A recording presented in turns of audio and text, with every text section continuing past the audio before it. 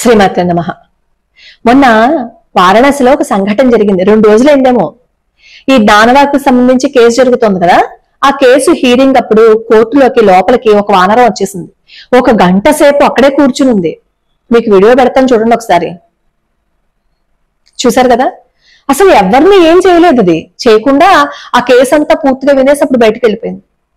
ఆశ్చర్యంగా అనిపించట్లేదు అసలు. అంతమంది ఉన్న చోటకి ఏదైనా ఒక వానరం వచ్చింది అంటే భయపెడుతుంది, లేదంటే భయపడుతుంది. అవేమీ జరగకుండా వచ్చి కూర్చుని వెళ్ళిపోయింది. అక్కడ ఉన్న వాళ్ళందరూ అనుకున్నారు ఇది మహిమే, మనకి పాజిటివ్ ఇండికేషనే కనిపిస్తోంది అని. ఈ విశ్వేశ్వరుడి ఆలయానికి సంబంధించి అలాగే పరాయి మతస్థులకి సంబంధించి కేసు ఒకటి విచారణ జరుగుతోందన్నమాట. అప్పుడు వచ్చింది ఈ వానరం. మన దేవాలయాల్ని ఆక్రమించేసుకుని వాళ్ళ ప్రార్థనా స్థలాల్ని కట్టేసుకుని పైగా మన మీద కేసు వాళ్ళు. మనవి మావి అని చూపించుకోవటం కోసం ఎన్ని ప్రయాసలు పడవలసి వస్తుందో, ఎన్ని ప్రయాసలు పడినా గాని మాది మాది మాది అంటారు వాళ్ళు. రామమందిరం ఇన్సిడెంట్ అలాగే కదా, ఎప్పటికీ మాది అంటారు వాళ్ళు. ఇప్పుడు ఈ జ్ఞానవాపిలో వచ్చిన ఈ వానరం ఏదైతే ఉందో, ఇలాంటి సంఘటనలు అయోధ్యలో ఎన్నో జరిగాయి. ఎంతమంది ప్రాణాలను కాపాడిన సంఘటనలు మనకు అయోధ్యలో తెలుస్తాయి ఆ చరిత్ర చదువుతుంటే. 1986లో ఒక కేసు హీరింగ్ జరుగుతున్నప్పుడు ఒక వానరం ఆ లాయర్ ని కోర్టు దగ్గర నుంచి ఇంటి వరకు సురక్షితంగా తీసుకెళ్లింది చేతిలో జెండా పట్టుకుని. ఇదంతా ఎందుకు చెప్తున్నాను అంటే, ప్రతి దేవాలయానికి సంబంధించింది ఏదో ఒక మహిమ మనకి తెలుస్తూనే ఉంటుంది. కానీ కొంతమంది ఏం చేస్తారు అంటే వాటిల్ని కొట్టి పడేస్తారు మూఢ నమ్మకాలుగా. గాడిద గుడ్డు అక్కడే జరిగిందా అలాంటి సంఘటన, అక్కడే వచ్చిందా, అక్కడికి వెళ్తేనే కోరికలు జరుగుతాయా అని చెప్పి పిచ్చిగా మాట్లాడుతూ ఉంటారు. అలా మాట్లాడడం వాళ్ళ మూర్ఖత్వం అంతే. ఇప్పుడు నేను చెప్పబోయే సంఘటన విని మీరేమనుకుంటారో నాకు కింద కామెంట్ పెట్టండి. ఎందుకంటే ఈ సంఘటన జరిగింది ఏదో ఆషామాషి వ్యక్తి జీవితంలో జరగలేదు. దీనికి సంబంధించి ఒక సినిమా కూడా తీశారు.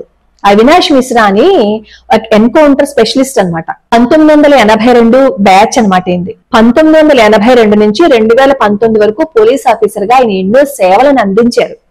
ముఖ్యంగా ఫజియాబాద్ లో పనిచేస్తున్నప్పుడు ఎన్ని విచిత్రమైన సంఘటనలు జరిగాయో అందులో ఒక అద్భుతాన్ని ఆయన చెప్పారు. ఈయన ఎన్కౌంటర్ స్పెషలిస్ట్ అని చెప్పాను కదా అవినాష్ మిశ్రా గారు. ఒక రోజు హనుమాన్ గర్హి టెంపుల్ దగ్గర బయట ఒక జీప్ ఆగి ఉందన్నమాట. ఈ హనుమాన్ గర్హి టెంపుల్ కి వెళ్ళాలి అంటే ఆ రోడ్డు చాలా సన్నగా ఉంటుంది. అలా ఉండడం వల్ల ఈ జీప్ అక్కడ ఆగిపోవడం వల్ల అక్కడ అంతా రద్దీ పెరిగిపోయింది అనమాట. మొత్తం ట్రాఫిక్ అంతా ఆగిపోయింది. అప్పుడు ఈ అవినాష్ మిశ్రా గారు ఏమన్నారంటే కానిస్టేబుల్ ని పిలిపించి ఈ జీప్ ఎవరిది ముందు కనుక్కో ఇక్కడ నుంచి తీయని చెప్పి అంటారు. అక్కడ మొత్తం వెతుకుతారు ఆ జీప్ ఎవరిదని చూడడానికి, ఎవరు కనిపించరు. అప్పుడు అవినాష్ మిశ్రా గారు అంటారు సరే మన పోలీస్ స్టేషన్ దగ్గర పెట్టే, ఎవరిదైతే వాళ్ళే వచ్చి తీసుకుంటారని చెప్తారు. ఈ కానిస్టేబుల్స్ ఏమో స్టేషన్ దగ్గర పెట్టేస్తారు. ఈ లోపేమో ఈ అవినాష్ మిశ్రా గారు కూడా గుడి దగ్గర నుంచి స్టేషన్ కి వచ్చేస్తారు. అక్కడ ఉన్న పోలీసులు అసలు ఈ జీప్ లో ఏముంది అని చెప్పి వెతుకుతారు. వెతికితే లోపల తులు పంపంట, అంటే గొయ్యలు తీయడానికి ఉపయోగిస్తారు దాన్ని.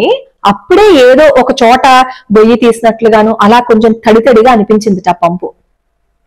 అది వాళ్ళు ఇలా పట్టుకుంటే కింద పడిపోయింది. ఆ బరువుని వాళ్ళు పట్టుకోలేకపోయారు. అప్పుడు ఆ శబ్దానికి ఈ అవినాష్ మిశ్రా గారేమో ఆ జీప్ దగ్గరికి వచ్చారు.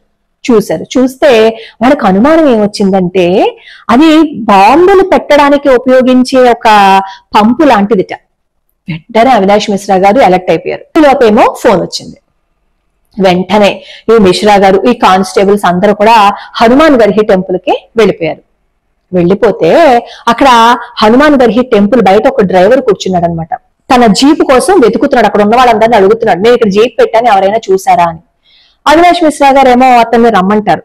దగ్గరికి వచ్చిన తర్వాత నువ్వు జీప్ ఇక్కడికి పెట్టుకుని వెళ్ళిపోయావు కదా, అసలు నువ్వెవరు ఏంటి అని చెప్పి అన్ని వివరాలు అడిగితే అతను అంటాడు నేను అక్బర్పూర్ నుంచి ఒక 4గురిని తీసుకొచ్చాను. వాళ్ళేమో హనుమాన్ గర్హి టెంపుల్ చూసిన తర్వాత రామ జన్మభూమికి తీసుకువెళ్లాలని అన్నారు. ఈ లోపేమో నేను ఇక్కడ జీప్ పెడితే ఆ జీప్ ఎవరో తీసుకువెళ్ళిపోయారు అంటాడు. అప్పుడు ఈ అవినాష్ మిశ్రా గారు అడుగుతారు నువ్వు తీసుకొచ్చిన వ్యక్తులు ఎవరు ఏంటి అని మొత్తం అన్ని ఆరా తీస్తే అతను చెప్పిన విషయాలు కొన్ని అనుమానాస్పదంగా అనిపించాయి అనమాట. ఆ వచ్చిన వాళ్ళల్లో ఒకతనేమో లోకల్ గా ఉన్నతను, 3 ఏమో ఎక్కడో బయట నుంచి వచ్చారని చెప్పాడు అతను. అంతేకాకుండా కొన్ని విషయాలు కూడా చెప్తే వెంటనే ఈ అవినాష్ మిశ్రా గారు అక్కడ ఉన్న కానిస్టేబుల్స్ అందరూ పరుగున హనుమాన్ టెంపుల్లోకి వెళ్ళిపోయారు. ఈయన చించి వెతికేశారు. ఎక్కడా బాంబు కనిపించలేదు. కనిపించకపోతే వాళ్ళు ఎంతో టెన్షన్ పడిపోతున్నారన్నమాట. టెన్షన్ పడిపోతుంటే ఆ ఆలయంలో ఒక చోట వాటర్ కూలర్ ఉంటుంది. ఆ కూలర్ పక్కన ఒక వానరం వైరుని కొరుకుతూ కనిపిస్తుంది. ఆ పక్కన ఒక మిషన్ లాంటిది కనిపించింది. అంతే, అందరూ అక్కడ ఆగిపోయారు. ఆగిపోయి ఈ అవినాష్ మిశ్రా గారు ఏమో అరటిపళ్ళు తీసుకురమ్మంటారు. తీసుకుని వస్తే అక్కడ వానరానికి వేస్తారు. ఆ వైరు కొరికేసి అక్కడ పడేసి ఆ అరటిపళ్ళు ముట్టుకోకుండా బయటికి వెళ్ళిపోయింది. అప్పుడు పరుగు పరుగును వచ్చి అక్కడ చూశారు. అదేంటో తెలుసా? బాంబు. ఏ బాంబునైతే అమర్చారు అని వీళ్ళకి అనుమానం వచ్చిందో ఆ బాంబు అక్కడ పెట్టారనమాట. అందులో టైం ఎంత ఫిక్స్ చేసిందో తెలుసా? ఇంకా 3 సెకండ్లు గడిచినట్లయితే ఆ బాంబు పేలిపోతుందన్నమాట. ఎక్కడి నుంచి వచ్చారో ఆంజనేయ స్వామి వారు మరి ఆ వైరును కొరికారు అంటే అది భగవంతుడి మహిమ కాక ఇంకేంటి చెప్పండి. అసలు మామూలుగా వానరాలు అరటిపళ్ళు పెడితే తినకుండా ఉంటాయా? తీసుకునే కదా వెళ్తాయి.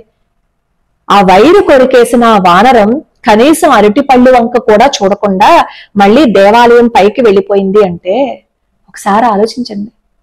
అది చూసిన మిశ్రా గారు ఆశ్చర్యంతో అలా ఉండిపోయి ఆయన నోట్లోంచి వచ్చిన మాట ఏంటో తెలుసా?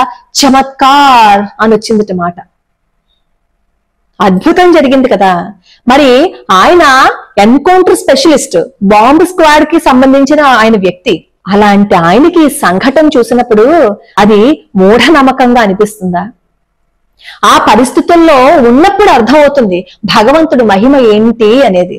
ఎన్ని వందల ప్రాణాలు కాపాడు ఉంటుంది చూడండి ఆ వానరం. అది వానరం అంటారా, ఆంజనేయ స్వామి అంటారా? 20 కిలోల RDX పెట్టారట వాళ్ళు అక్కడ. అంటే ఎంత విస్ఫోటనం సృష్టించాలని వాళ్ళు ప్రయత్నించి ఉంటారు. అంటే హనుమాన్ గడిహి తర్వాత వాళ్ళు మళ్ళీ రామజన్మభూమి ఆలయం దగ్గర కూడా వద్దామని అనుకున్నారనమాట. ఈ లోప తర్వాత వాళ్ళని ఏదో పట్టుకున్నారు, తర్వాత ఏదో ఇన్సిడెంట్స్ జరిగాయి అనుకోండి. కానీ నేను ఇదంతా ఎందుకు చెప్తున్నాను అంటే మన చరిత్రకు సంబంధించి ఇలాంటి అద్భుతాలు ఎన్నో జరిగాయి. 1949లో అర్ధరాత్రి ఆకాశంలో పెద్ద వెలుగు కనిపిస్తే బాలరాముడు వచ్చి అయోధ్య రామ మందిరంలో అక్కడికి వచ్చారు తెలుసా? అది చూసి చెప్పింది ఎవరో తెలుసా? మన వాళ్ళు కాదు, అబ్దుల్ బరకత్ అని పరాయి మతస్థుడు. అతను చెప్పాడు వచ్చి, నేను చూశాను ఆకాశంలోంచి మెరుపు వచ్చింది, ఏదో విగ్రహం లోపల దిగింది అని. అసలు రామ జన్మభూమి గురించి చదువుతుంటే ఎన్ని అద్భుతాలు జరిగాయో, ఎన్ని అద్భుతాలు భగవంతుడు అక్కడ చేశాడో, ఆంజనేయ స్వామి వారు ఆ రామ జన్మభూమిని కాపాడుతున్నారు అనడానికి ఎన్ని సంఘటనలు జరిగాయి అనేది మనకు అర్థం అవుతుంది. మనకి తెలియదు కాబట్టి ప్రతి దాన్ని మూఢనమ్మకంగా మూర్ఖత్వంతో కొట్టి పడేస్తాం. మూర్ఖులు చెప్పిన మాటల్ని నమ్మి మనం కూడా అది అబద్ధం, కల్పితం అని అనుకుంటాం. ఎంతమంది కరసేవకుల ప్రాణాలు రామ జన్మభూమి కోసం అర్పించారో తెలుసా? ఎంతమంది RSS కార్యకర్తలు గాని, ఎంతమంది విశ్వ హిందూ పరిషత్ కార్యకర్తలు గాని వాళ్ళ ప్రాణాలని తృణప్రాయంగా వదిలేశారో తెలుసా రామ మందిరం కోసం? ఒక్క రామ మందిరమేనా? RSS కార్యకర్తలు గాని, విశ్వ హిందూ పరిషత్ వాళ్ళకి గాని సంబంధించిన ఏ కార్యకర్త అయినా దేశం కోసం ఎంత వాళ్ళు తపన పడ్డారో తెలుసుకుంటే కనీసం మనమైనా కొంచెమైనా దేశం కోసం ఆలోచిస్తాం. గోత్రా సంఘటన జరిగింది కదా, దాని గురించి ఎన్ని మాటలు మాట్లాడారు. అసలు జరిగిన సంఘటన తెలుసుకుంటే అసలు ఏం జరిగింది అనేది మనకు అర్థమవుతే కనీసం అప్పుడైనా మూర్ఖుల మాటలకు మనం స్పందించకుండా మనం ఏం చెయ్యాలి, మన కర్తవ్యం ఏంటి అనేది మనకి బోధపడుతుంది. ఏ ఆలయానికి సంబంధించిన ఏదైనా జరిగింది అంటే అది కల్పితం కాదు. ఇప్పుడు నేను చెప్పినవన్నీ మీరు ఒకసారి గూగుల్ చేసి చూడండి, మీకు తెలుస్తుంది నేను అబద్ధం చెప్పానా నిజం చెప్పానా అనేది. ఇవన్నీ ఎంతో మంది పరాయి వాళ్ళ పుస్తకాల్లో రాశారు. మన చరిత్రను మనం రాసుకున్నాం అంటే మనకు అనుగుణంగా రాసేసుకున్నాం అని అనుకుంటారు. కానీ పరాయి వాళ్ళు కూడా మన చరిత్ర గురించి రాసి పెట్టుంచారు. దేవాలయాలకి వెళ్ళండి. ప్రతిరోజు దేవాలయానికి వెళ్ళినట్లయితే మన దేవాలయాలని ఇంకొకటి ఎవడో వచ్చి కబ్జా చేసుకోడు. ఆ దేవాలయాలు మళ్ళీ పూర్వ వైభవానికి తీసుకురాబడతాయి. లోకా సమస్తా సుఖినో భవంతు, సర్వే జనా సుఖినో భవంతు.